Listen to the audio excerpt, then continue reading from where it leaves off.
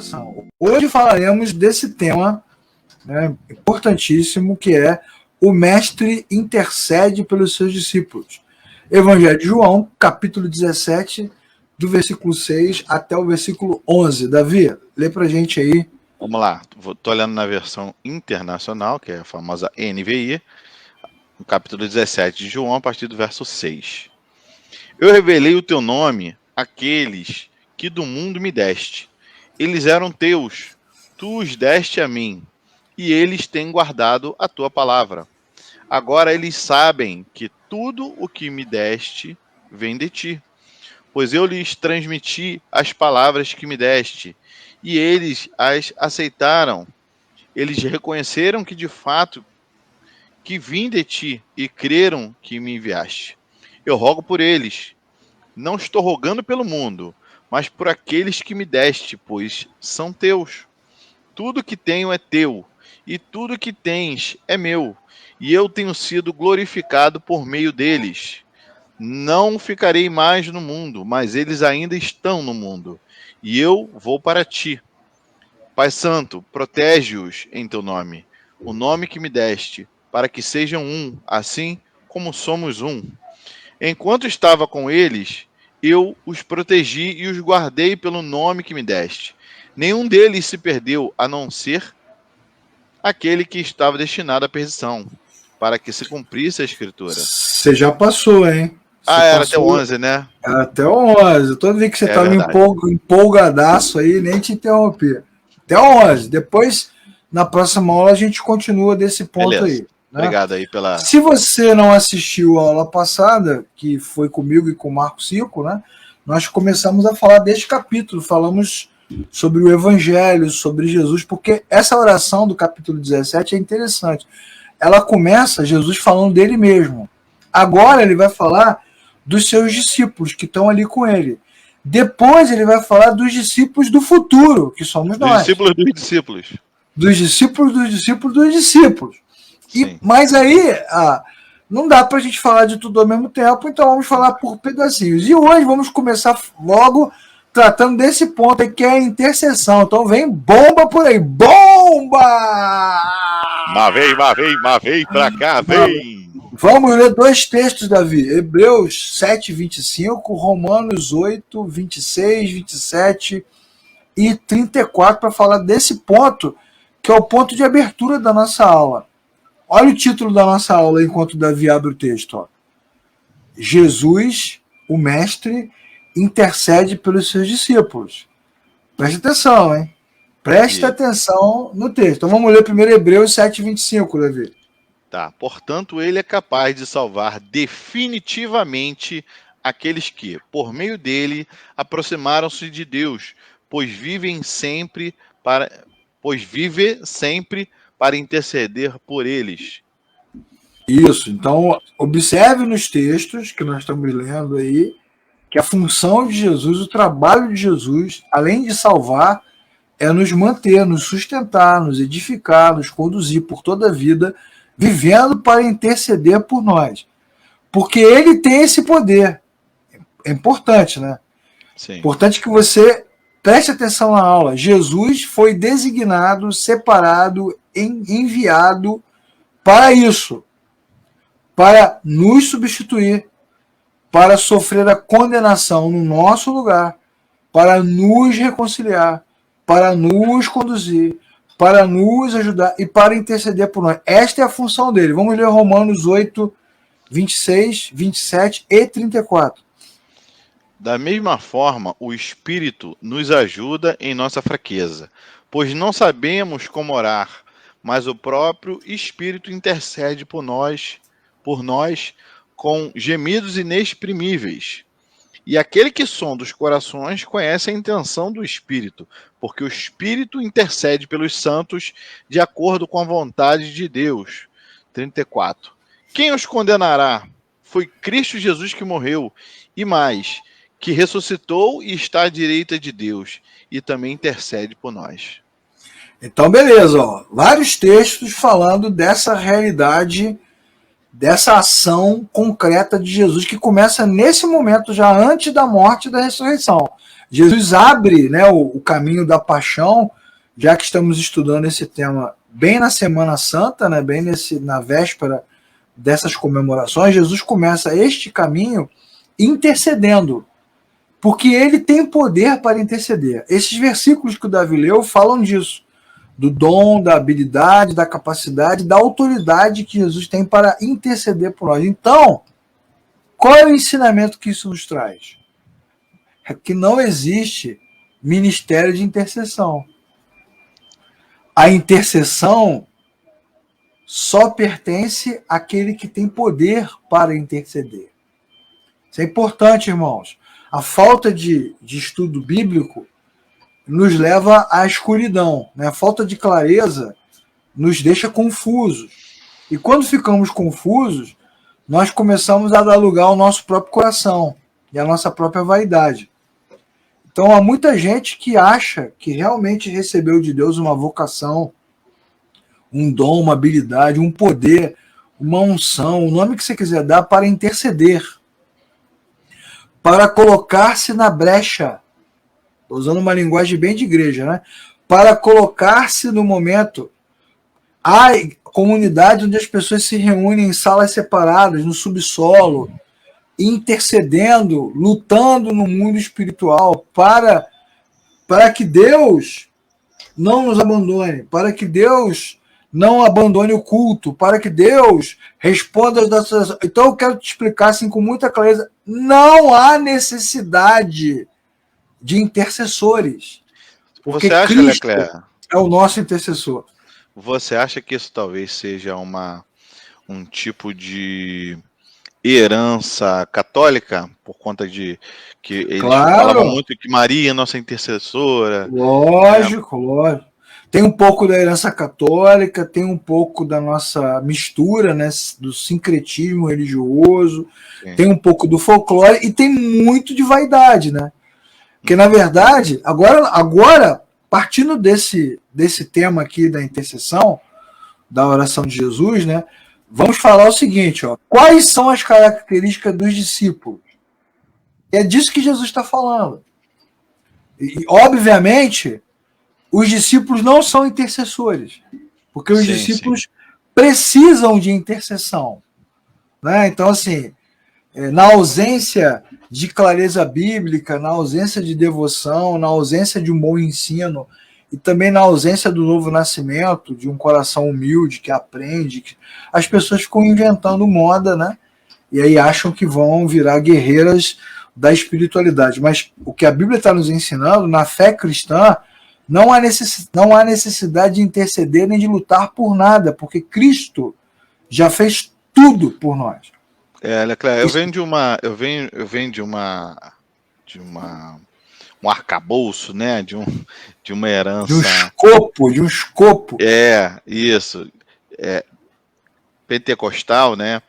E por muitas vezes o pregador fala assim: ó, nesse momento agora está havendo uma batalha espiritual, e para que as coisas de Deus aconteçam, todo mundo tem que clamar agora, orar, interceder para que as coisas aconteçam no campo espiritual. Aquela questão que vai deixar para outra aula aí, da batalha espiritual, né? Que muitos acreditam ainda. Mas eu participei de comunidades que tinha essa salinha, que enquanto o pastor pregava, tinha um grupo de oração lá para que aquele que está ali na mão do Senhor não escapuliu, né? Como diria o Chaves, né? Escapuliu! Então, assim, é interessante a gente falar sobre isso, porque todos nós podemos orar, né? Exatamente. Só que, você falou, interceder é quem está em contato direto com o Pai.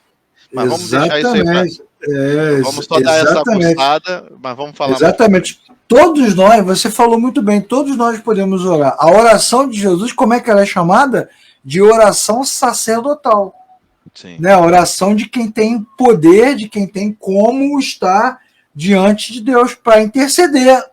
Mas todos nós agora, depois desse momento aqui de morte, ressurreição, todos nós agora temos acesso ao Criador. Não é necessário interceder por nada nem por ninguém. Não, e é muito bom você falar nesse ponto, porque até aí foi o que Jesus mesmo deixa claro aí, você vai ler daqui a pouco, né? Isso. Até aquele momento ali, Jesus estava com eles. Isso, exatamente. Então, exatamente não havia isso aí. necessidade. Quem são os discípulos? Os discípulos são pessoas comuns desse mundo. É só manter o texto aberto, né, Davi? Vamos manter o texto aberto aqui de João, tá aberto aqui. 17, para todo mundo acompanhar, né?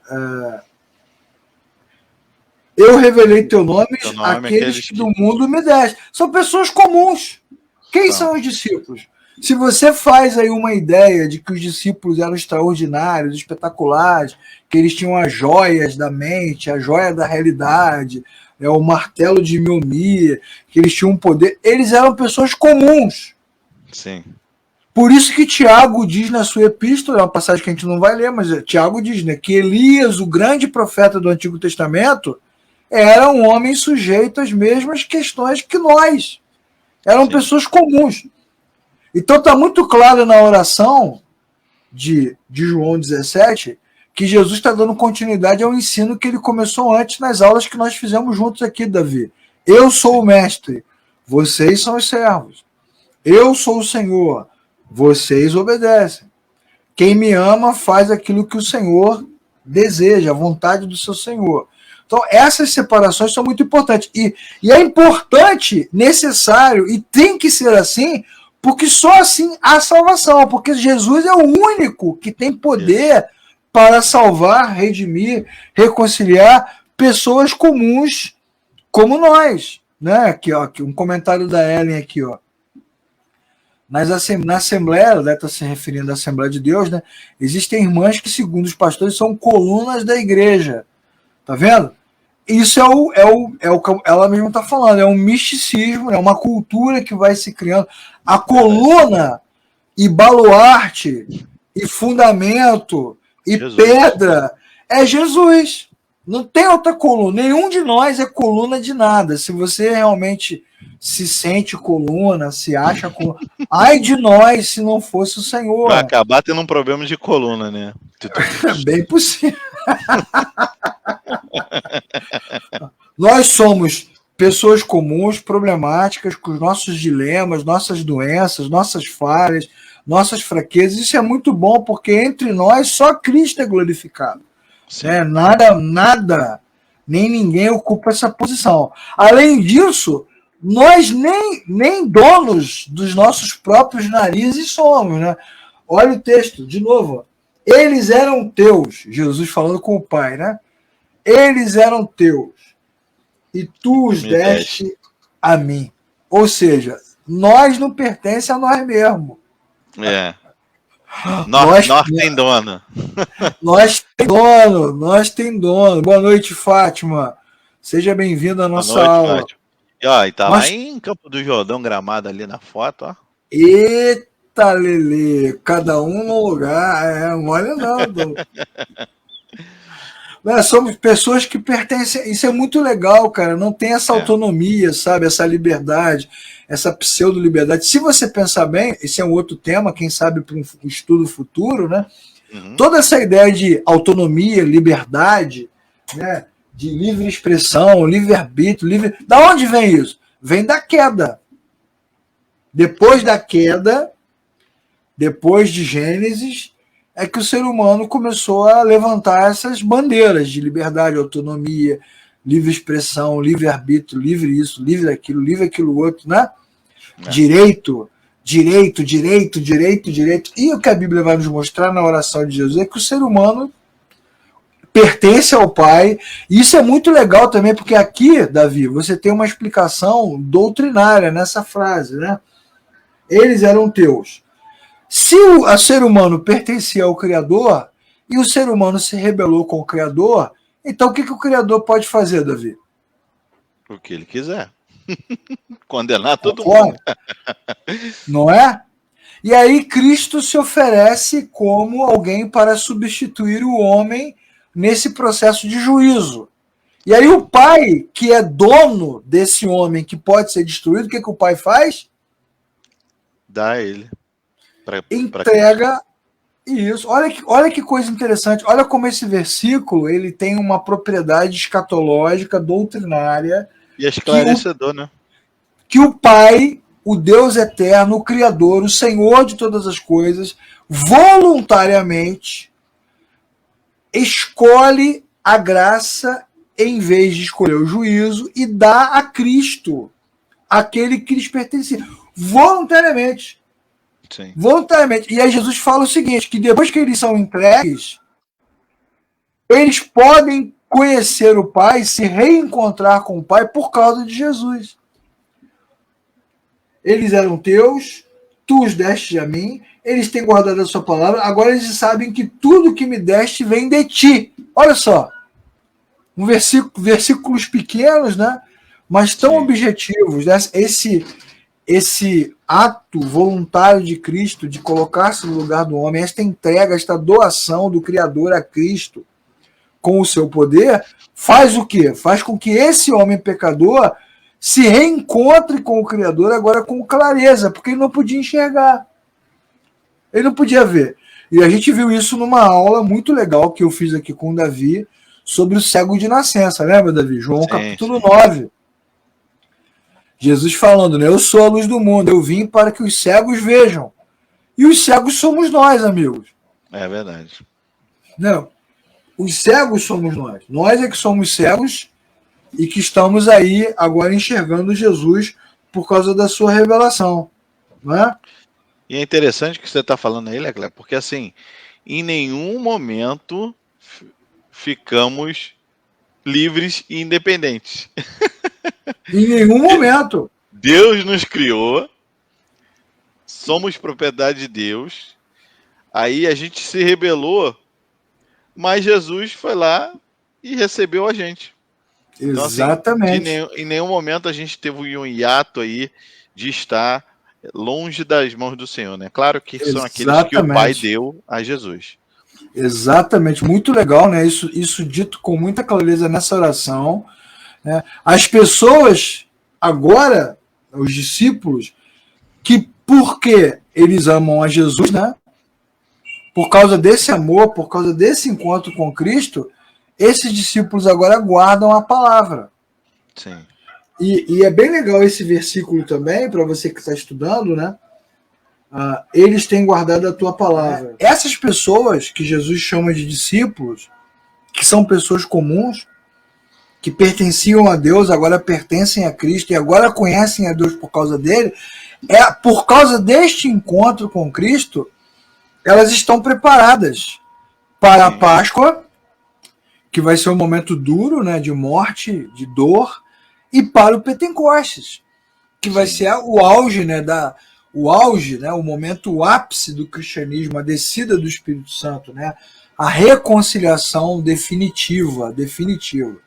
Eu lendo esse texto, Leclerc, eu me lembro da passagem de Jó, né, quando Jó fala assim, antes eu conhecia Deus de ouvir falar, mas agora eu vejo face a face. Né? Se a gente transportar para esse momento aqui, era basicamente o que os discípulos sabiam sobre Deus. Eles ouviam falar, eles não tinham acesso aos escritos, né? Muitos eram iletrados, analfabetos, e Jesus vem se revelar a eles. Né? Então, eles começam a, de fato, conhecer a Deus Pai por Jesus Cristo. Né? Verdade. Eles creem em Ti e acreditam que as coisas que Tu me deste veio de Ti, eles Te amam. Então, assim, é como se realmente Jesus viesse ali para carimbar, assim, ó, agora vocês vão andar com Deus. Né? Exatamente. Muito legal isso que você está falando, porque isso vai nos levar ao ponto seguinte, né? Que é o versículo, que são os versículos 9, 10 e 11. Olha só como é que começa o versículo 9 de João 17. Eu rogo por eles. Não estou rogando pelo mundo. Uhum. Preste atenção, você que está estudando. Não é uma ideia que eu tenho aqui, uma interpretação, né, ou uma influência, né, de teólogos, de líderes, não, é o texto bíblico. Eu rogo por eles, não estou rogando pelo mundo. Olha só, significa o quê? Que desde o início, desde a queda até hoje, o que acontece? Você tem os que serão redimidos Sim. e os que não serão redimidos. Não adianta a gente ficar batendo nesse ponto como se nós tivéssemos o poder de salvar todo mundo. Até domingo nós falamos sobre isso, não foi, Davi?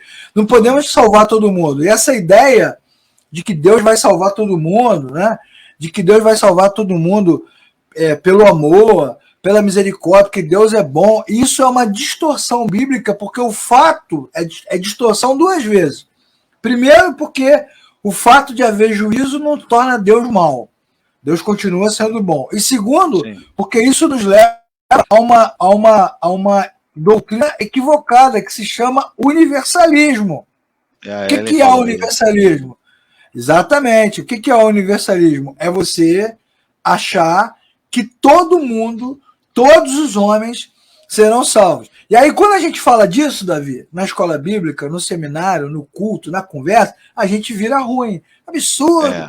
Que Deus é esse? Você crê? Eu não creio assim. Aí vem sempre o espiritual, né? Um homem muito espiritual. Como é que Deus escolhe um, não escolhe o outro? Como é que Deus salva um, não salva o outro? Vem sempre o Marco Cico da vida, né? Muito espiritual. Isso, não fala isso. Do alto da sua, vai dizer assim: não, eu não creio assim. Eu não creio num Deus com tanto ódio, com tanta raiva, com tanta mágoa. Eu creio num Deus que ama todos. Olha o Marco já irado me aqui.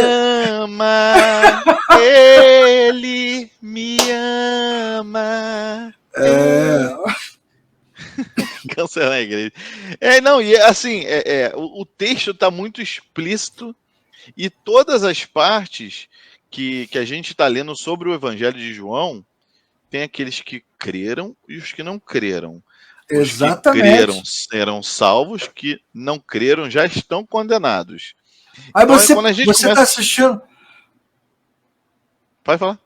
Não, é porque deu uma pausa, pensei que tinha parado. Foi o vídeo, vai.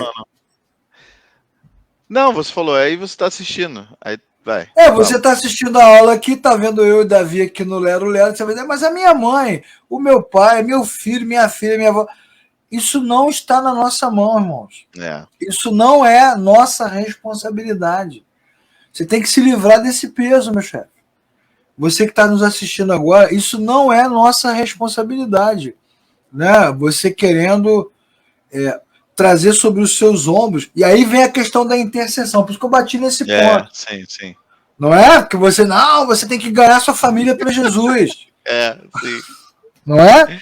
Quantas e quantas vezes eu me senti culpado, porque muitos da minha família não conhecem a Cristo, não se converteram, né? Às vezes até conhecem, mas conhecem não de fato, de verdade, ao aceitar Jesus, né? Ou estar com Jesus, que são jargões que as pessoas falam, né? Mas na verdade, Cristo não teve um encontro genuíno com eles, né? Então, assim, e tem que estar tudo bem. Tem que estar assim, ok, eu não sou o dono da conversão, eu não sou o agente convertedor, né? Exatamente. E o cristianismo não é emocional, apaixonante, entendeu? Nós não temos com o Senhor Deus uma relação afetiva, né? Como a gente está colocando aqui, uma relação de ciúme, né? De apaixonado, né? Não é isso que acontece no Evangelho. Pode observar no início da oração, como Jesus fala, eles eram teus, agora são meus. É uma relação de poder. Jesus tem poder. Poder para nos transportar de um império e nos levar para outro. De um domínio. Não tem essa relação afetiva, de beijinho, né? De amor. Né? Aí o camarada vai para o microfone, né? Quantas almas você ganhou para Jesus esse ano? Eu já falei aqui nas aulas que quem ganha alma é vampiro. A gente não conquista a alma. Eu falei várias vezes aqui. Não é o nosso trabalho. Sim. Não é o nosso trabalho. Então, esse peso que se coloca, lute pela sua família, lute pela sua casa. Aí quando aparece aquela coisa do parente, né, que se converte, né, do amigo que se converte, aí vai lá dar testemunho. Foram anos e anos orando, intercedendo na brecha. Esse joelho aqui tá com calo. Tantas madrugadas atrás da porta, embaixo da cama, na chuva, no banheiro, com a barata passando em cima da minha perna. Olha, irmão, isso é vaidade. Mães de joelho, filhos de pé. Exatamente, exatamente. Isso é vaidade, né? Para dizer que nós conquistamos, e também é um erro. Até no domingo eu falei sobre isso, né? Que às vezes você tem lá. Marco Seco falou, Shang Tsung, que é o ganhador de almas, Shang Tsung do Mortal Kombat. Boa, boa, Marco, muito bom. Mortal Kombat Forever! Mortal Kombat é jogo raiz. Cara, domingo eu falei sobre isso, né? Você tá com um parente doente na UTI, em coma, aí vai pro hospital desesperado, né? Vai morrer e eu não ganhei pra Jesus. Vai... Não fala só que eu já fiz isso. Mamãe, se você tiver me ouvindo, mexe a sua sobrancelha, assim, aperta a minha mão. Mexeu. Ué, aí depois vem o testemunho. Não, eu tenho certeza que no último segundo... Gente, a única certeza que você precisa é a sua certeza de salvação, que você se encontrou com o Senhor. E só. Porque Jesus não está orando pelo mundo. Né? Não sou eu que acho, ok? Não acho nada. Estou lendo. Não, Leclerc, é bom. Estou orando pelo mundo, mas por aqueles que me deste. É bom. Você não adianta não concordar. Fala, Davi. Não, é bom a gente dar uma retificada que você não vai ser salvo porque você falou assim, eu aceito Jesus. Para com isso aí. Não é assim. É Cristo que tem um contato conosco e nos aceita.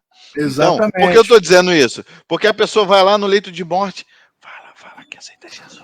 É tipo assim, aí a pessoa fala, eu aceito. Mas exatamente. Se de fato a pessoa não teve um encontro com Jesus, foi uma palavra lançada aos ventos.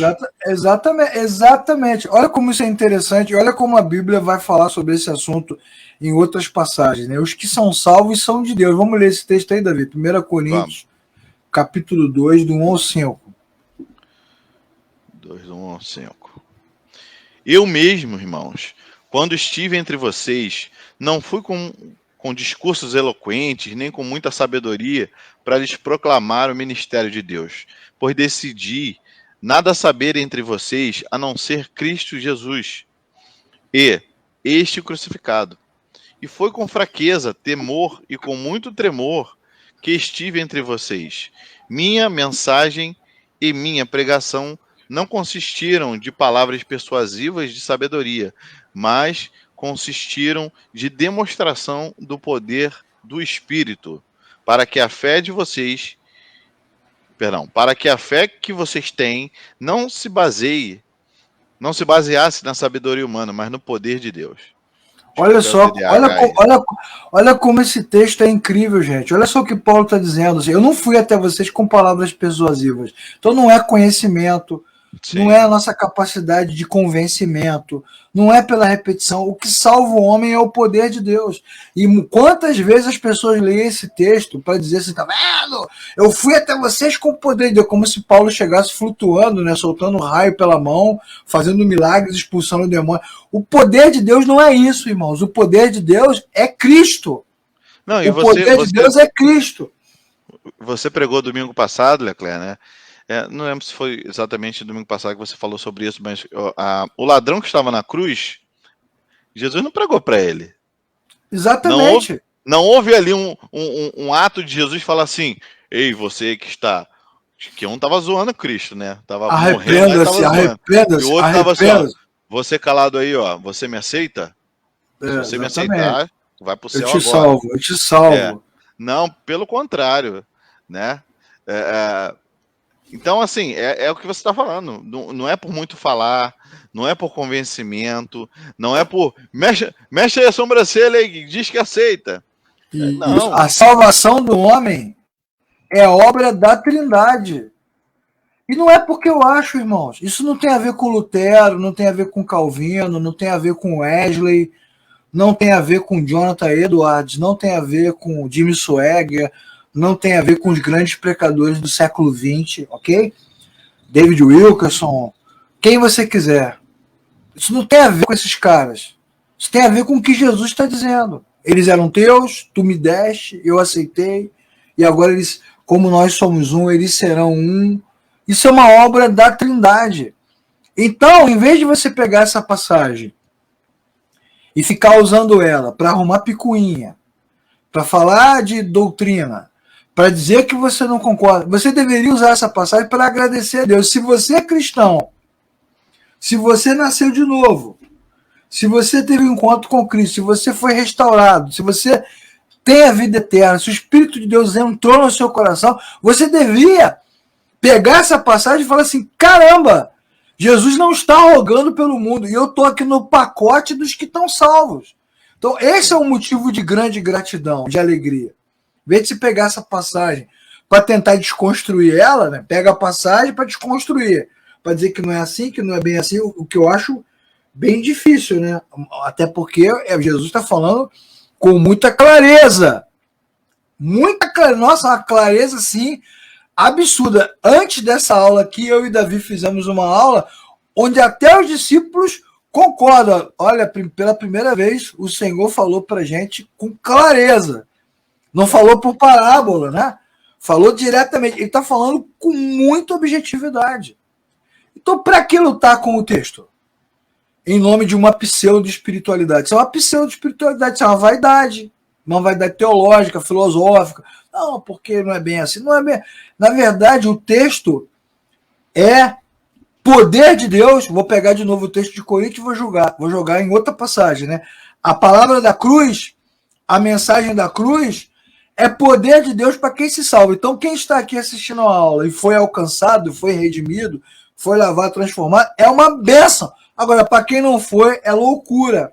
Para os que perecem, a mensagem da cruz é loucura. E realmente, que parece, né, maldade, parece ruindade, parece isso, parece aquilo. Hoje mesmo eu assisti um vídeo antigo já, mas um vídeo que me mandaram, mas eu assisti ele de novo, né, de um pastor aqui do Rio de Janeiro falando que Jesus foi morto porque ele era revolucionário, porque ele cuidava do pobre, porque ele cuidava das mulheres, porque ele era inclusivo, porque ele respeitava a diversidade, e o cara construindo ali uma narrativa para dizer que Jesus foi morto pelos intolerantes. Mas quando você lê a passagem bíblica, você vê que Jesus morreu-se, matou-se a si mesmo, né? Entregou-se a si mesmo, porque esta é a obra da Trindade.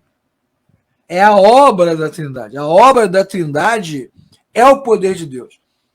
Olha como isso é legal, né, Davi? Já desmontamos aqui. A gente não é blogueiro de cinema, mas a gente já desmontou aqui a ideia da intercessão, que é falsa, né? E agora estamos desmontando a ideia mística do poder. É uma presunção, né? Eu me ajoelhar e falar assim, Senhor, eu te aceito. Pobre coitado de Jesus, né? Tá precisando de alguém que aceite ele. Quando, isso, na verdade, o nosso discurso tem que ser desesperado. Senhor, por favor, me salva. Me salva de mim mesmo. Por quê? Aceita... Porque só o Senhor tem poder para salvar. Isso, perfeito, perfeito. Poder. Esse poder que ele tem, o poder que ele recebeu do Pai. Eram tuas, eram teus, e me deste. É uma obra da Trindade, não é uma obra humana, não é uma obra religiosa, isso é importantíssimo. E o mais legal disso tudo é que esta obra, que é poderosa, ela é voluntária. Jesus já falou sobre isso. Nós já estudamos isso aqui, eu e Davi, eu e o Marco Silco, nós três, já falamos isso várias vezes. E depois o apóstolo Paulo também fala. Vamos voltar então, Davi, em João 10, para lembrar essa passagem belíssima. João 10, de 14 a 18. Isso. De 14 a 18. Peraí. João 10, de 14 a 18. Tá aqui. Eu sou o bom pastor, conheço as minhas ovelhas e elas me conhecem. Assim como o Pai me conhece e eu conheço o Pai, eu dou a minha vida pelas ovelhas. Até qual? Até o 14. Até o É, 18, perdão. até 18. Tenho outras ovelhas que não são desse aprisco. É necessário que eu as conduza também.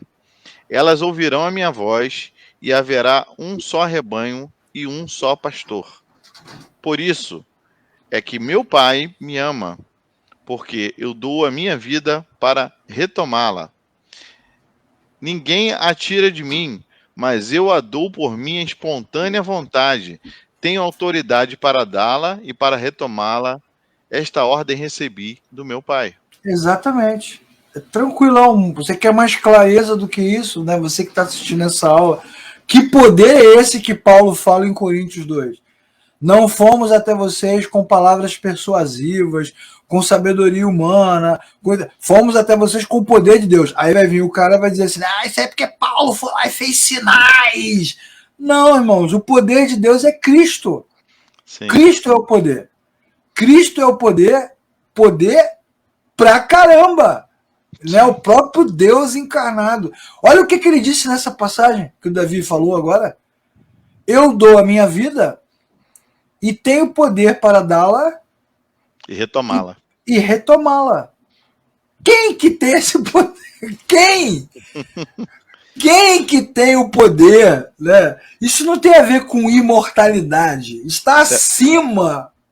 Se a gente pudesse fazer um roteiro aqui de uma guerra, né, com aquelas legiões e legiões de exércitos indo contra Jesus, meu irmão, saiba você, todos cairiam de joelhos perante o nosso Senhor. Tamanho o poder do nosso Jesus. Ninguém pode matá-lo, como diz o texto, a não ser que ele mesmo se doe, né? Permita. E é esse aí que está rogando por nós. Viu? Você ainda vai pedir ajuda para intercessores humanos? Como, gente? Vou ler outra passagem. Filipenses 2, de 5 a 8. Sejam a atitude de vocês a mesma que havia em Cristo Jesus, que, embora sendo Deus, não considerou que o ser igual a Deus era algo que deveria pegar-se, mas esvaziou-se a si mesmo, se tornou servo, semelhante a homens, encontrado em forma humana, humilhou-se a si mesmo e foi obediente até a morte e morte de cruz. Você vê que são todas atitudes de entrega. E tudo isso previsto aqui no Evangelho de João 16.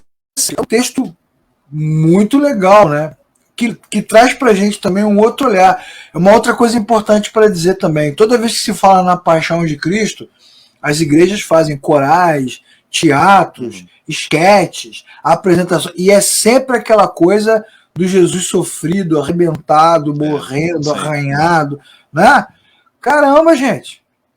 Não é esse Cristo. Né? Esse Cristo ele é poderoso. Tudo que está acontecendo ali, está acontecendo e ele mesmo está monitorando. É óbvio que o sofrimento foi verdadeiro, sim, a morte, mas ele não é como nós. Ele não é como nós. Eu digo isso por causa do fenômeno Paixão de Cristo, o filme do Mel Gibson, que arrebatou multidões, né, numa época. Né, as pessoas lotavam os cinemas para ver. E a ênfase do filme... no cinema, A ênfase do filme é na dor, no sofrimento, arranca pedaço, né? Jesus ali, todo lanhado e tal. Aí quando chega o momento de glória, acabou o filme. Não! Sim, verdade. O fim, né, a finalidade da paixão, tem o nome de paixão porque é intenso, né? Não tem a ver com a dor, mas tem a ver com este poder incrível.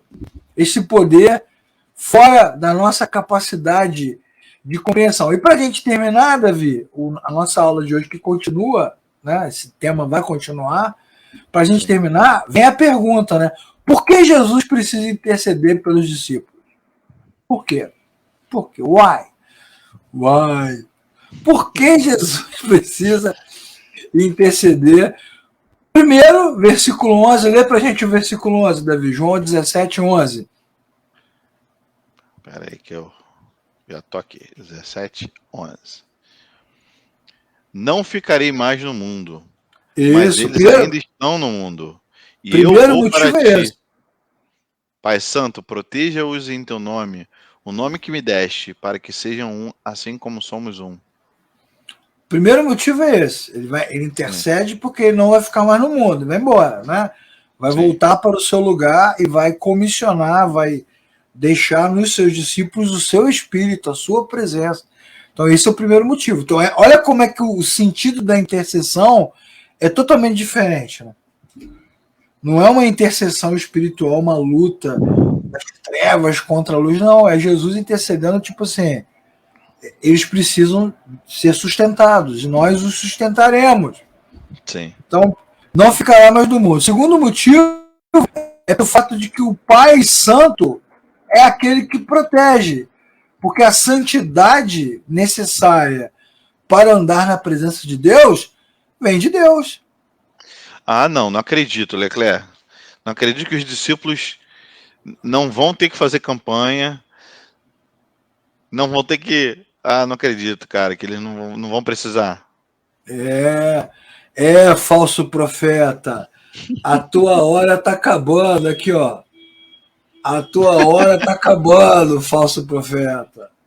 É interessante essa parte, porque assim, a gente estudou anteriormente quando Jesus falou que ele precisaria morrer e que viria o Consolador, né? Um outro Consolador, né? Que eles não ficariam órfãos. Basicamente, Jesus está dizendo que nós voltamos o relacionamento, mas eu vou precisar ir embora, mas vocês não vão ficar sozinhos. Esse relacionamento não vai mais ser rompido, né? O que vocês romperam lá atrás, eu religuei para sempre. Exatamente. O Marco está perguntando aqui, ó. Catacumbas. Não precisa fazer campanha. Aí falou de campanha, aparece o Thales. Thales não pode ver uma campanha. Pô, Thales. Porque agora a campanha é dos 7 Pix, né, Leclerc? Aí o cara vai pegar o versículo, sede santos porque eu sou santo, né? Sem santidade ninguém verá o Senhor. É verdade, mas como ser santo? Se o Pai Santo não nos santificar. Porque nenhum de nós aqui, nessa aula, ao vivo, nem os que vão assistir, ninguém se purifica. Mas de jeito nenhum.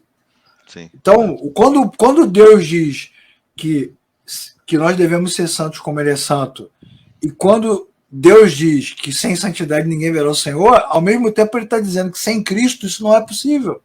Sim. Né? Não é uma condição que Ele está estabelecendo, é uma explicação que Ele está nos dando. Jesus veio para que essa santidade de Deus nos alcançasse.